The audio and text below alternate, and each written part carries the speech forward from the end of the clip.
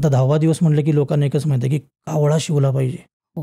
म्हणजे त्या कावळ्यावर UPSC वाल्यांसारखं tension असते की शिवेल का नाही, की लोक एवढे पॅनिक होतात ना माझ्याकडे येताना की बाकीच्या दिवशी कधी पण येणार, आवडेल त्या वेळेत. हां.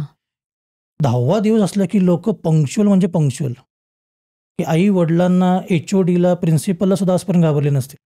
कावळ्याला आम्ही घाबरतो कारण तो लवकर शिवला पाहिजे. नाही शिवला तर मग तेच, कारण लोकांची टेंडन्सी कशी आहे की तो असाच शिवला पाहिजे. ओव्हन जनरेशन आहे ना आमची. ओव्हनमध्ये 2 मिनिटं टाकले की गरम होते. चुलपिल पेटवा. आमच्याकडं बाकी सगळं आहे. एज्युकेशन आहे, पण आमच्याकडे संयम नाही आहे, पेशन्स नाहीत, सहनशीलता नाही, सॅक्रिफाईस तर नाहीच आहेत. आधीच्या लोकांकडे होते ना ते, आमच्याकडं नाही आहेत. मग तो कावळ्याचा पिंड म्हणजे काय, तिथं बेसिकली 10व्या दिवशी टोटल 6 पिंड असतात. एक 10व्या दिवसाचा पिंड असतो भुकेसाठीचा. त्यानंतर मग 5 पिंडांची अशी वेदिका म्हणतात त्याला. मग ती वेदिका असते. त्याच्यामधला पिंड पुन्हा भुकेसाठीचा असतो. आता ही भूक भूक भूक म्हणतो ना आपण. माणूस जन्माला आला की त्याला 2 गोष्टी कधीच चुकल्या नाहीत, भूक आणि तहान. डॉक्टर, लॉयर कोणाच्याही घरी मूल जन्माले होते. गायनॅक त्यांना तेच म्हणतो की पहिल्याला आईचं दूध पाजा. पृथ्वीवर आला की तुम्हाला अन्न आणि पाणी या 2 गोष्टी पाहिजेतच, म्हणून तो पिंड आहे. त्या शेजारचा जो पिंड आहे तो प्रेतसखा आहे, की मला एका डेस्टिनेशनला जायचं आहे. ते डेस्टिनेशन मी कधीही पाहिलेलं नाही, मला माहीत पण नाही. तिथंपर्यंत पोचायचं असेल तर तिथं पोचलेला व्यक्ती पाहिजे ना सोबत. जसं मला पुण्याला जायचं आहे तर पुण्याचा रस्ता माहीत असलेला माणूस पाहिजे सोबत. मग तो प्रेतसखा म्हणजे तो आहे की जो आम्हाला मार्ग दाखवतो. वरचा पिंड यमाचा आहे पुन्हा, आणि खालचा पिंड स्मशानातल्या रुद्रांचा आहे. हे दोन्ही गोष्टी त्याच गोष्टी रिप्रेझेंट करतात. आणि जो पश्चिमेचा पिंड असतो तो कावळ्याचा आहे. आता कावळ्याचाच पिंड काय आहे, तुमच्या मनात आला असेल क्वेश्चन की कावळाच का म्हणजे कावळाच पक्षी का, आणि त्याचं एवढं काय मोठं प्रकरण आहे की तो त्याच्याबद्दल नंतर बोललं जातं. लगेच शिवला, मग असं काहीतरी अतृप्त इच्छा राहिली होती ती सांगितल्यावर मग लगेच शिवला, किंवा शिवलाच नाही मग तो बनवला कसला तरी कावळा आणि शिवायला लावला. तर हे कावळा प्रकरण काय आहे? ॲक्च्युली लोक एकतर 10वा दिवस म्हणजे इव्हेंटसाठीच येतात. एक गेट टुगेदर असतं स्मॉल, त्यामध्ये तो कावळा शिवला तर कसं असतं की शिव दे ना शिव दे, मुलाला आम्ही नावं ठेवणारच आहे. की लवकर शिवला, मुलाकडनं काय अपेक्षा नव्हत्या का त्याला, लगेच शिवला बघ, तिच्या मनात काय नव्हतं, नाही शिवला, मुलगा त्रासच देत होता तिला. आम्ही इंडियन्स पहिला जज करतो कोणालाही. मग त्यामुळे जो कावळ्याचा पिंड म्हणजे कसं आहे, बेसिकली ह्याच्यामध्ये वेस्टर्न कंट्रीजमध्ये रिसर्च झाला आहे. कारण कसं आहे की आध्यात्मिक धोतर घालणाऱ्या गुरुजींचं आम्ही ऐकू शकत नाही, वेस्टर्नचं आम्हाला लगेच पटतं म्हणून वेस्टर्नचं सांगतो. की प्रत्येक गोष्टीला एक वेवलेंथ आणि फ्रिक्वेन्सी आहे, ज्याला आपण मराठीत स्पंदनं म्हणतो.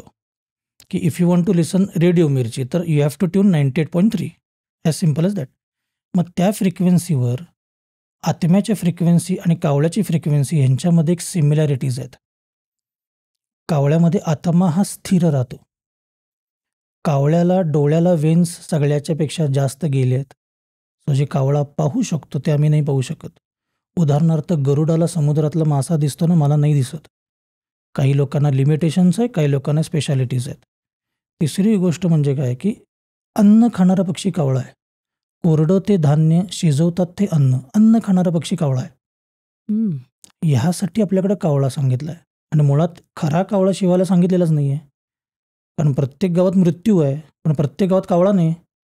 दर्भाचा कावळा करून लावा म्हणून सांगितलं आहे.